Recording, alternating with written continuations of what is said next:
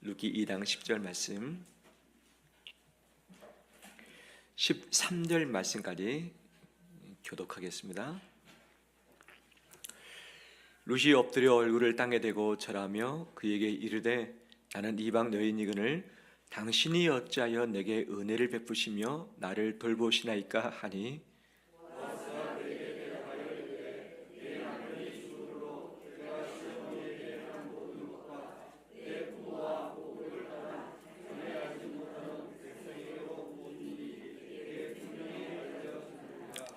여호와께서 내가 행한 일에 보답하시기를 원하며 이스라엘의 하나님 여호와께서 그의 날개 아래에 보호를 받으러 온 내게 온전한 상 주시기를 원하노라 하는지라.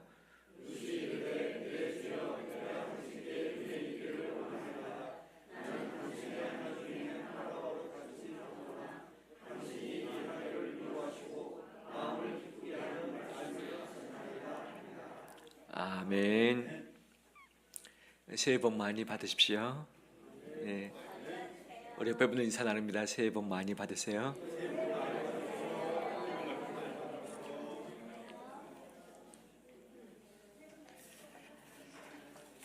예, 출타들을 그래도 많이 안 하시고 또 예배 자리 지켜주심을 감사드리고 또 이후에 출타하실 분들 계실 텐데 안전하게 기쁘게 다녀오길 간절히 소망합니다. 서른 기쁨과 위로이기도 하지만 또 수고와 예견치보단 마음의 상처를 받을 때가 참 많이 있어요. 상처는 언제 받는가? 작은 말 한마디에 상처를 받고 애를 쓰고 기분이 다 좋았는데 한마디 때문에 이 분위기가 참 망쳐진 때가 있는 것이죠. 유진 그룹에서 며칠 전에 설문조사 결과를 발표했습니다. 2025년 구정설에 듣고 싶은 말이 무엇인가? 그 그룹에 속해 있는 임직원 1000여 명이 대답을 했습니다. 칼럼에 그 부분을 기록을 했습니다. 가장 듣고 싶은 말 첫 번째, 고생 많아서 잘했어. 고생 많아서 잘했어. 이것을 가장 듣고 싶다는 거죠. 두 번째, 고마워. 다 내 덕분이야. 그리고 사랑해 보고 싶어. 힘내 할 수 있어. 괜찮아. 그럴 수 있어. 이것을 가장 듣고 싶다고 하는 거죠. 그러면 가장 듣고 싶은 말일 뿐 아니라 우리가 이것을 들으려면 내가 먼저 이 말을 해주는 것이죠. 한마디 말 때문에 상처를 주기도 하지만 한마디 말이 위로를 주고 힘을 주는 것이 우리 가족의 대화이잖아요. 한번 첫 번째만 한번 연습해 볼까요? 고생 많았어. 잘했어. 우리 옆에 분 얼굴 보면서 한번 해볼까요? 고생 많았어. 잘했어.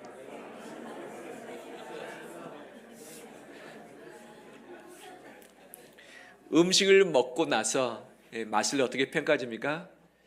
맛하고는 관계없어요. 표현을 잘해요. 내가 먹어본 음식 중에 최고였어. 따뜻합니다. 내가 먹어본 음식 중에 최고였어.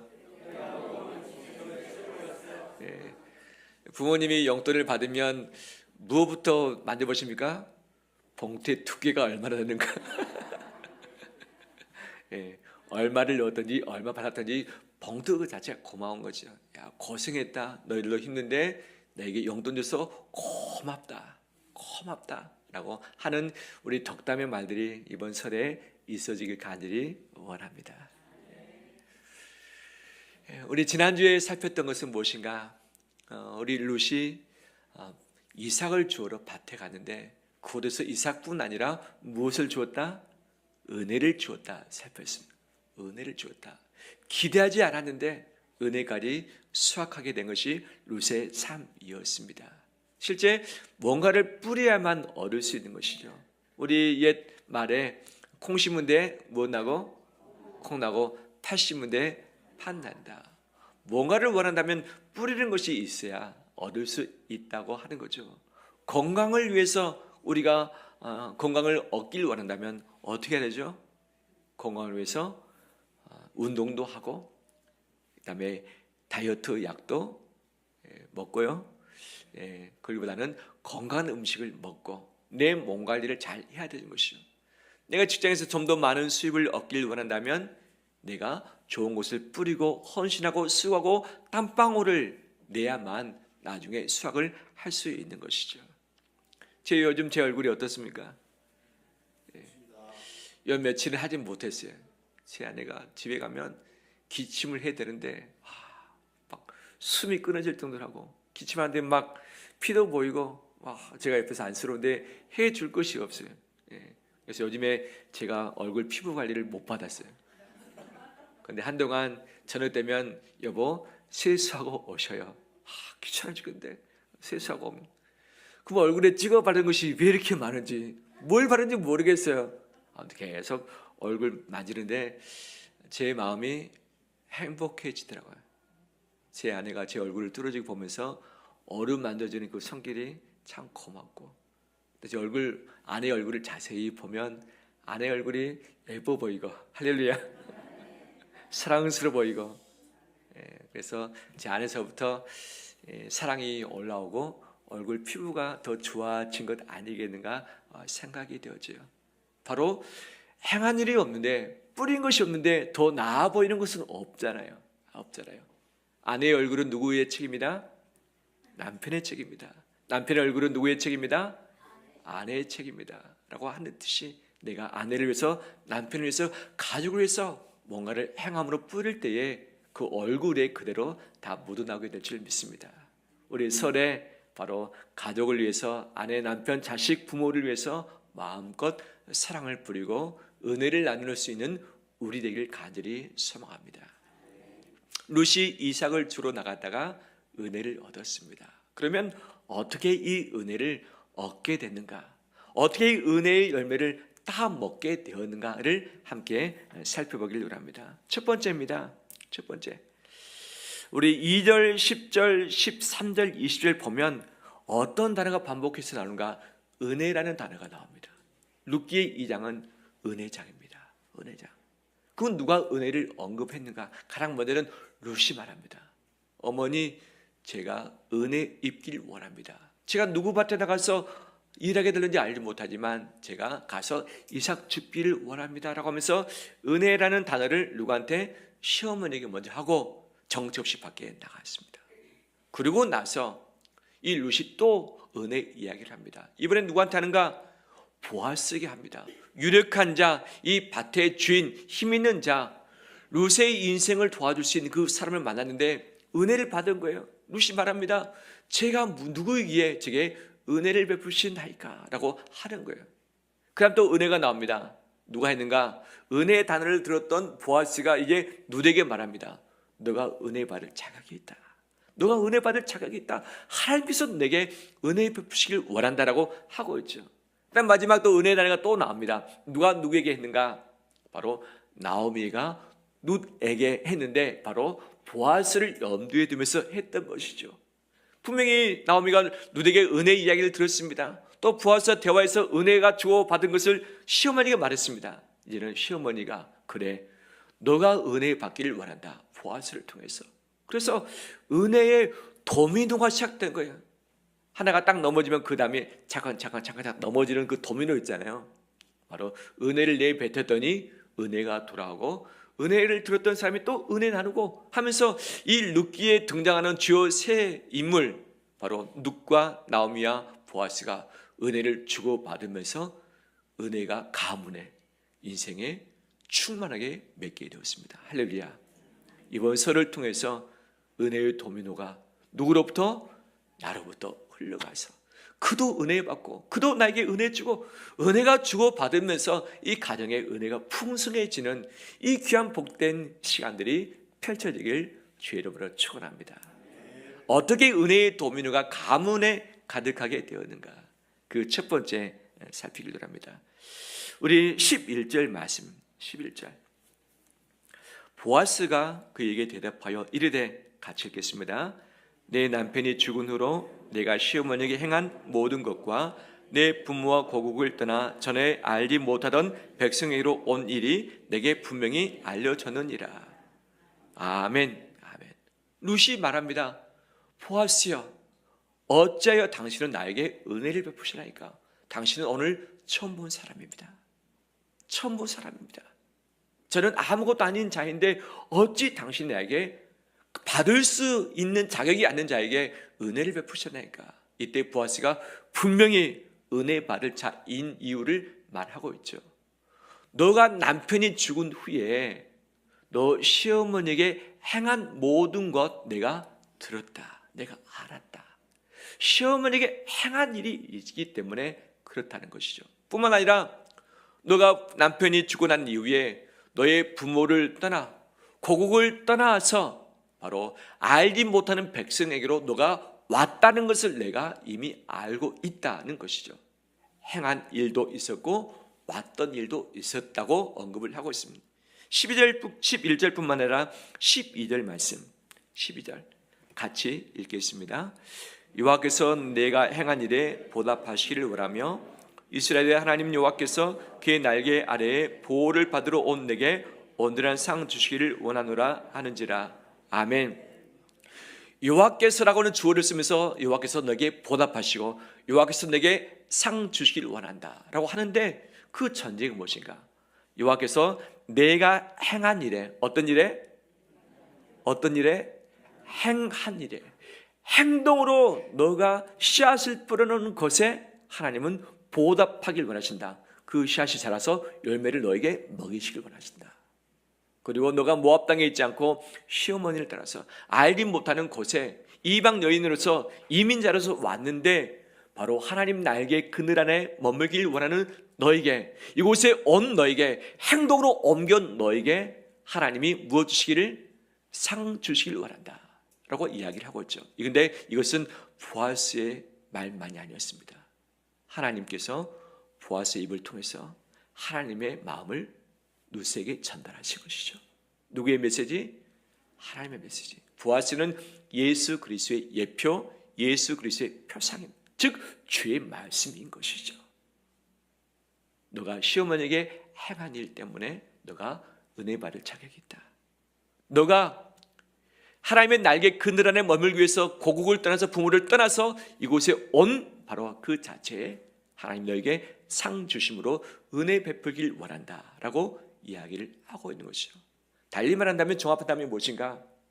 은혜를 얻은 사람은 첫 번째, 먼저 은혜의 씨앗을 뿌리는 자다.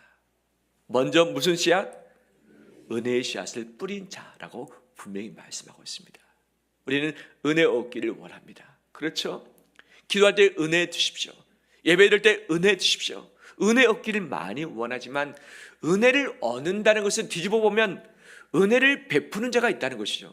은혜 베푸는 자가 없는데 은혜를 누가 얻을 수 있겠습니까? 은혜 베푸시는 하나님이 계시기 때문에 우리는 은혜를 얻습니다. 근데 우리는 기도할 때 은혜 얻기를 원합니다. 그런데 은혜를 주길 원합니다. 은혜를 뿌리기를 원합니다 라는 기도는 우리가 잘 하지 못하고 순수가 뒤바뀝니다. 하나님 제게 건강의 은혜 주시면 이 건강 가지고 잘 살아보겠습니다. 하나님 저의 여건을 낫게 해주시면 이 여건을 가지고 제가 하나님께 봉사하겠습니다. 하나님 저에게 더 돈을 많이 벌게 하신다면 그 돈 가지고 하나님 일도 하고 헌금도 하고 어려운 일을 많이 돌보겠습니다라고 하는 거죠. 은혜 주시면 은혜 베풀겠습니다. 이것이 우리의 기도의 제목이고 이것이 일반 사람들의 생각이죠. 근데 하나님의 생각은 다르죠. 너가 먼저 은혜의 씨앗을 뿌려봐라. 은혜의 씨앗을 뿌려봐라. 그렇다면 그거 내가 알고서 챙겨줄게. 보답해줄게. 상 줄게. 뿌린 것이 없는데 보답받을 일이 없고 뿌린 것이 없는데 상 받을 일이 없는 것이죠. 먼저 은혜 받기 전에 은혜의 씨앗을 뿌리는 것이 은혜 받는 자의 삶인 줄 믿습니다. 이번 설에 은혜 뿌리길 바랍니다. 은혜의 씨앗을 마음껏 뿌리길 바랍니다. 때가 되면 하나님의 방법대로 은혜의 열매를 나와 내 가문에 누리게 하실 줄 믿습니다. 뿌린 것 없이 기다리는 것, 이것은 욕심쟁이입니다. 간혹 하나님은 은혜를 안 뿌렸음에도 불구하고 기도할 때 은혜 주실 때가 있어요. 처음에는 막 은혜를 주십니다. 그런데 은혜 주셨는데 그 은혜를 꽉 붙잡고서 움켜쥐고서 욕심 부리면 그 다음에 안 옵니다. 한 번 줬는데 얘가 은혜 줬는데 은혜 안 베푸네. 두 번 딱 줬어요. 은혜 줬는데 또 안 베푸네. 너는 내가 은혜 줘봐야 베풀지 않고 너 욕심 챙기겠다. 나중에 내가 주겠다 안 주겠다. 인간적으로 보면 안 주겠다는 것이 그 마음 아니겠어요. 근데 은혜 딱 줬는데 은혜를 베푸네요. 본인이 움켜쥐고 욕심부리지 않고 은혜를 나누기 시작하는, 됐어. 내가 은혜 베푸는데 바로 너를 통로 삼을 거야. 너를 인해서 내가 은혜가 흘러가도록 할 거야 하면서 그 사람이 계속해서 은혜를 부어주는 것이 하나님의 원리인 줄 믿습니다. 은혜를 줘봤는데 안 베푼다?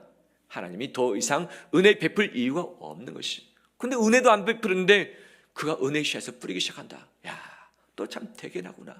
너 없는데 부족한데 어려운데 은혜를 뿌리고 있구나. 그래, 너 인생 평생에 너뿐 아니라 너 자녀 내 가문 가운데 내가 책임져주고 내가 은혜를 부어주마, 쏟아 부어주마라고 하는 것이 하나님의 말씀이고 원리인 줄 믿습니다. 할렐루야. 성경 말씀에 하나님께서 하신 것들이 있어요. 신명기 14장 29절 말씀에 너희 중에 분깃이나 기업이 없는 레위인과 내 성중에 거류하는 객과 및 고아와 과부들이 와서 먹고 배 부르게 하라. 그들 줄이지 않게 하라. 배 부르게 해주라.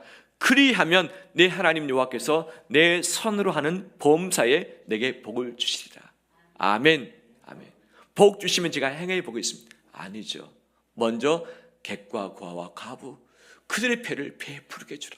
그리하면 내가 너 손으로 하는 모든 범사에 복 주겠다 약속해 주셨습니다. 누가복음 6장 38절 주라 그리하면 너에게 줄 것이니 곧 후이되어 누르고 흔들어 넘치도록 하여 너에게 안겨주리라. 너희가 헤아리는 그 헤아림으로 너희도 도로 헤아림을 받을 것이라 말씀하시죠. 순서를 분명히 하셨습니다. 주라 그리하면 먼저 헤아려 주라. 그리하면 하나님이 헤아려 주겠다. 하나님이 흔들어 부어 넘치도록 주겠다고 말씀하십니다. 우리의 강구의 제목, 먼저 흔들어 넘치도록 주시면 제가 나누겠습니다, 베풀겠습니다, 행동해 보겠습니다 하지만 하나님의 순서는 아니라고 하는 거죠. 우리가 부족하지만 어렵지만 마음의 여유가 없지만 먼저 은혜의 샷을 뿌릴 때에 하나님은 은혜의 열매를 우리에게 안겨주실 줄 믿습니다. 이런 귀한 삶이 우리를 통해서 펼쳐지길 간절히 소망합니다. 두 번째 13절입니다. 13절 함께 읽겠습니다. 루시 이르되 내 주여 내가 당신께 은혜 입기를 원하나이다. 나는 당신의 하늘 중에 하나와도 같지 못하오나 당신이 이 하늘을 위로하시고 마음을 기쁘게 하는 말씀을 하셨나이다 하니라. 아멘. 루시 보아스에게 말합니다. 내 보아스의 이름을 들먹이지 않고 보아스를 누구라고 칭합니까? 루시 이르되 내 누구여? 주여. 실제 보아스와 루시 주종 관계는 아니죠. 그러니까 이웃 관계는 됩니다. 그 먼 친족 관계는 맞습니다. 하지만 주인과 종의 관계는 아니죠.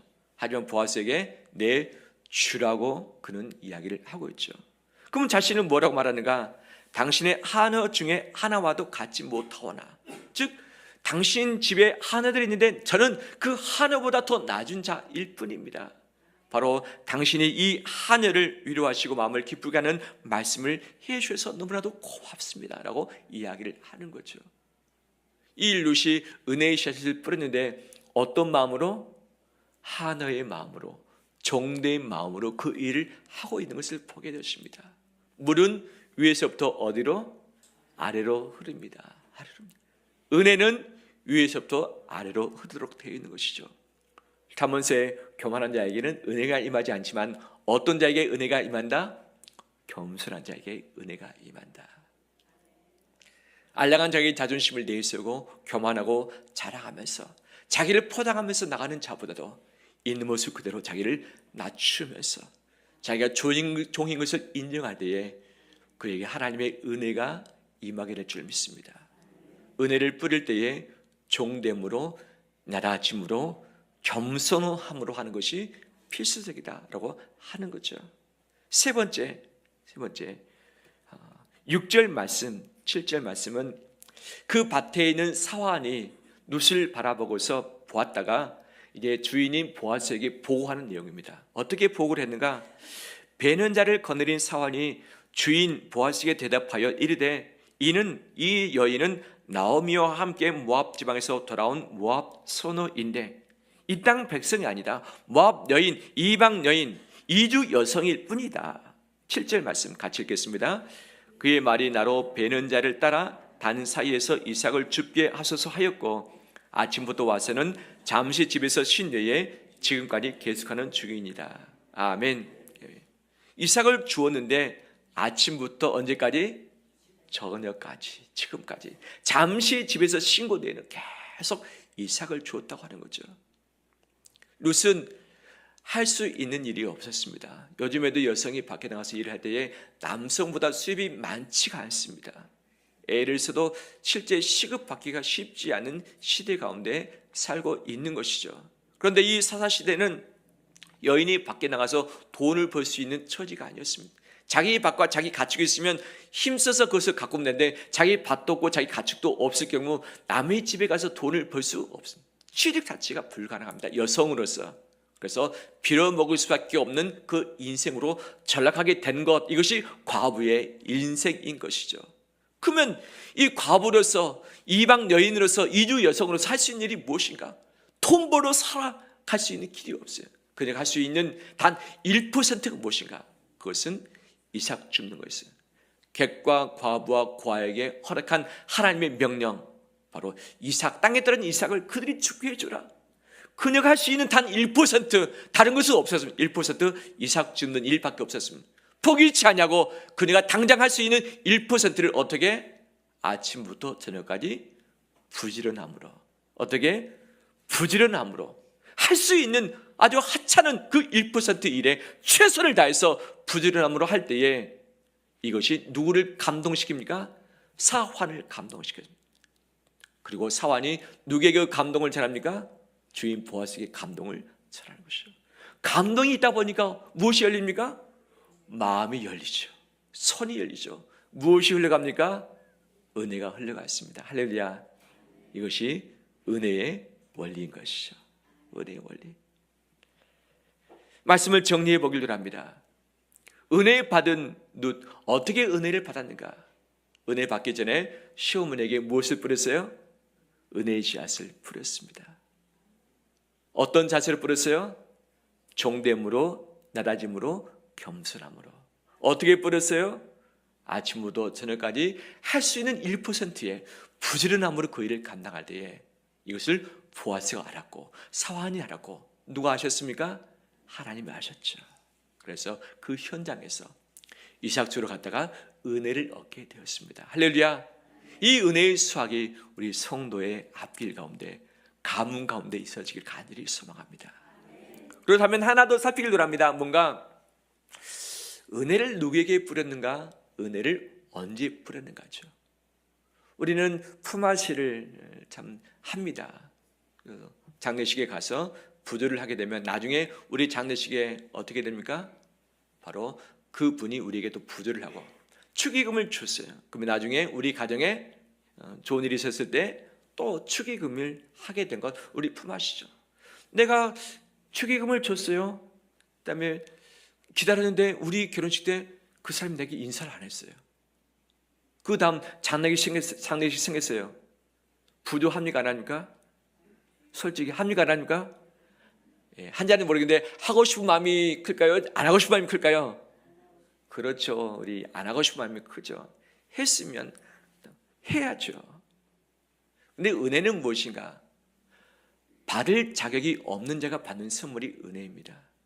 받을 자격 없는 자, 즉 내가 받았는데 다시 되돌려줘요. 주고받고 이것은 은혜라기보다는 호의 또는 서로의 마땅한 예절적인 인사라고 할 수 있는 것이죠. 은혜는 무엇인가? 딱 줬는데 그 사람이 내게 못 갚아.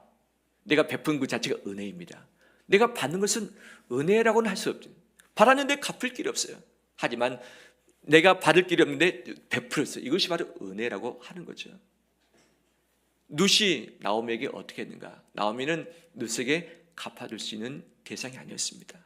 나오미는 남편을 잃었습니다.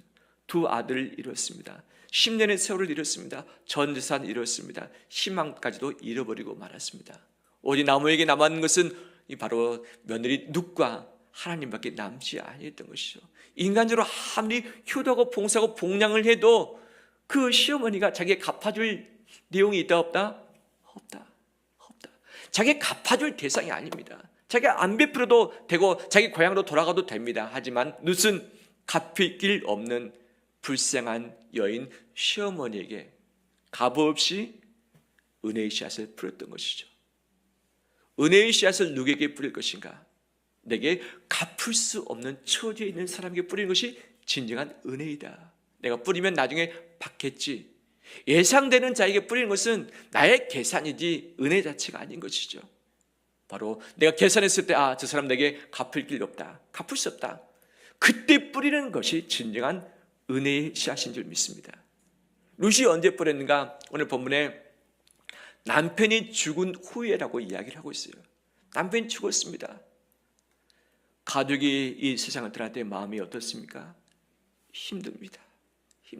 그때 당시 남편이 없는 과부는 먹고 살 길이 없습니다. 평생도록 빌어 먹어야 되는 삶을 살 수밖에 없는 것이죠. 자기 인생 신경 쓰기도 힘듭니다. 당장 내가 어떻게 무엇을 할 것인가, 내가 고향으로 돌아갈 것인가, 내가 재혼을 할 것인가, 내가 어떤 일을 위해서 먹고 살 것인가, 자기 일에 몰두할 수밖에 없는 것이죠. 우리 역시 마찬가지예요. 내 고통이 클 때 남의 고통이 잘 안 들어옵니다. 내 머릿속에 고민이 가득할 때 뭔가를 보는데 잘 못 봐요. 어떤 소리가 들리는데 소리가 안 들려져요. 마음에 꽉 먹은 고민, 고통, 이것이 쌓이면 주인이 안 보이고 느껴지지 않고 무감각하게 되는 것이 우리 인생이죠. 룻이 그렇죠. 남편 없고 이민을 왔는데 이방 여인으로서 얼마나 쉽지 않겠어요. 우리나라에 들어온 이 해외 바로 거주했던 바로 여인들이 계시잖아요. 그분들의 삶의 많이 얼마나 많이 있는지 우리는 알고 있잖아요. 자기 문제가 산적한데 누구를 돌볼 수 있겠습니까? 그때 은혜의 씨앗을 뿌리게 적절치 않은 때예요. 좀 살고 나서 힘있고 나서 정착하고 나서 할 수 있었겠지만 지금 당장 할 수 있는 때가 아닙니다. 때가 아닐 때에 뿌리는 것이 진정한 은혜의 씨앗인 줄 믿습니다. 은혜의 씨앗인 줄 믿습니다. 그래서 무엇을 뿌렸는가? 시어머니에게 집 한 채 탁 해드리고 그 다음에 이 가축 다 사드리고 밭도 사드리고 그렇게 했는가? 아니었습니다. 시어머니에게 그녀가 할 수 있는 1% 가지고 이삭을 주는 일을 했어요. 이삭을 왜 줬습니까? 본인뿐 아니라 시어머니를 먹여드리기 위해서, 시어머니 먹여드리기 위해서 아주 작은 한 가지 바로 이것을 뿌렸던 것이죠. 이것이 바로 진정한 은혜의 씨앗인 줄 믿습니다. 내 형편이 어려울 때, 내 마음에 여유가 없을 때, 사람이 꼴 보기 싫을 때, 내 마음이 뒤숭숭할 때, 상처 가득할 때 행동하기 싫어요. 내 10원짜리 한 장 쓰기도 싫어요. 원수 같은 사람에게 내 마음을 주기도 싫어요. 그런데 원수 같은 사람, 내게 여전히 상처를 주는 사람, 나를 힘들게 하는 사람, 하지만 그 사람이 어려워요. 내가 안 돌보면 안 돼요. 어려워요. 하지만 그 사람 그냥 놔두면 죽을 수밖에 없어요. 바로 내게 갚을 길 없는, 바로 내가 도저히 뿌릴 수 없는 그 상황에서 은혜의 씨앗을 뿌릴 때에, 감당할 수 없는 때에 감당할 수 없는 것으로 하나님께서 나에게 보답하시고 상 주실 줄 믿습니다. 상 주실 줄 믿습니다. 룻은 나오미에게 은혜의 씨앗을 뿌렸습니다. 그러는 룻에게 보아스는 은혜의 씨앗을 또 뿌려줬습니다. 보아스는 하나님이 그와 그 가문에 은혜의 씨앗을 또 뿌려주셨습니다. 먼저 행할 때에 이것이 은혜의 도문회가 돼서 가문 가운데 이루어졌고, 이것이 후대의 다윗의 왕가로, 예수 그리스도의 왕가로 이어지게 됐다는 사실이죠. 할렐루야. 말씀 마무리합니다. 은혜를 입는 것, 은혜를 받는 것 너무 중요합니다. 예배 가운데 올 때에 기도할 때마다 은혜 주십시오라고 우리 기도하고 찬양할 때도 마찬가지예요. 그런데 은혜를 받는다는 것은 은혜 주는 자가 있다는 사실. 나는 은혜 받기를 먼저 원하는가, 은혜 주기를 먼저 원하는가? 제가 질문할 때 손을 들어보겠습니다. 나는 은혜 받기보다 은혜 주기를 먼저 원한다. 감사합니다. 나는 은혜 주기보다는 은혜 받기를 먼저 원한다. 예, 감사합니다. 인간적으로는 이쪽 선편이 맞는 것이죠. 성경에서는 받는 자보다도 누가 복이 있다? 주는 자가 복이 있다고 말하고 있는데, 받으면서 받는 기쁨도 있지만 주면서 얻게 된 기쁨은 10배, 100배가 되어집니다. 그 기쁨은 하나님의 기쁨이에요. 하나님의 대신해서 내가 하니까 하나님 확 기뻐하시고, 그래 너는 내가 알아봤어. 내가 너를 책임져 주마. 너 필요한 거 내가 준비했다가 나가 쏟아 부어주마. 하늘의 보고를 열어서 쏟아 부어준다는 것이 하나님의 약속인 줄 믿습니다. 은혜 받는 것 중요하지만 은혜의 샷을 먼저 뿌리는 자에게 하나님께서 그 인생 가운데, 그 가문 가운데 놀란 은혜로 보답하시고 하나님의 상으로 갚아실 줄 믿습니다.